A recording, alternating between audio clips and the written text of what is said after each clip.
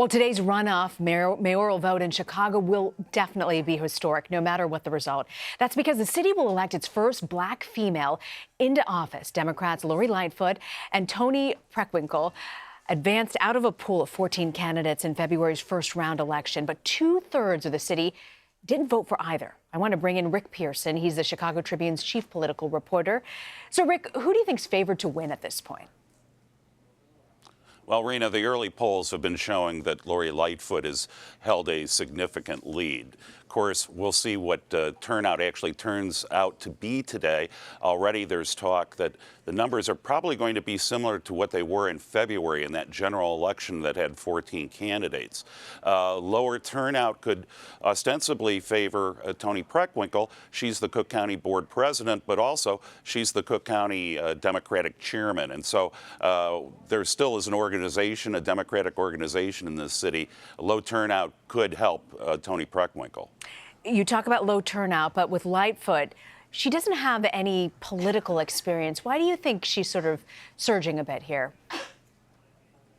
Well, what we're seeing in Chicago, what we're seeing almost on a national level of the idea of the kind of establishment candidate in Democratic politics versus a change candidate. Lori Lightfoot represents I think, the change candidate.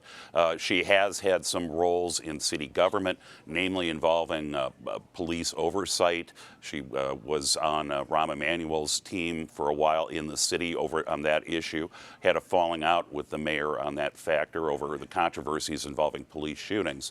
But she kind of represents the fact of almost being that blank slate of people saying, here's someone who hasn't been part of the political machine, a part of the political establishment, and people want change. They gravitate towards somebody that they can kind of pin their hopes and desires on. And what would you say are really the main issues that have dominated this campaign?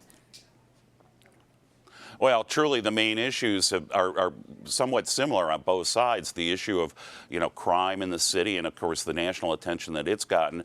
And how do you actually work to improve high crime neighborhoods and bring economic development that fosters a change there and tries to really kind of bring prosperity that we see in downtown Chicago to parts of the south side and parts of the west side. That's first and foremost. Secondly, though, are the issue of taxes. And the city faces some very serious financial problems. Each candidate has stressed that they're not going to try to tax the middle class taxpayer in order to pay for things like pensions and other services. But they haven't laid out real specifics here. So there's kind of that unknown factor that's going on. With Preckwinkle here again, that experience factor, she's been county board president for a decade now. Prior to that, she was an alderman in the Chicago City Council. She knows the system, but coming with experience, there also comes the baggage attached to it. And Preckwinkle is remembered here in the Chicago and Cook County area for imposing at one time a tax on soda pop, which was highly ridiculed and highly criticized, and she actually had to repeal that tax. It's hard to talk Chicago without talking about the Jussie Smollett case. It's gotten a lot of attention there. I'm just curious, have any of the candidates addressed that issue? Well, they've both been asked about the issue, and I should note that Kim Foxx, who is the state's attorney, known as district attorney in many other places, she's the state's attorney for Cook County. She previously served as Toni Preckwinkle's chief of staff in the Cook County Board President's office. Both candidates obviously been asked about it. Lori Lightfoot is a former federal prosecutor. She thinks that this was a highly unusual decision by the state's attorney to go ahead and have the charges dropped. And she said, Lori Lightfoot said she's never seen it done this fast. With Toni Preckwinkle, she said, well, I'm not an attorney. I'm not the state's attorney. You need to go ask her.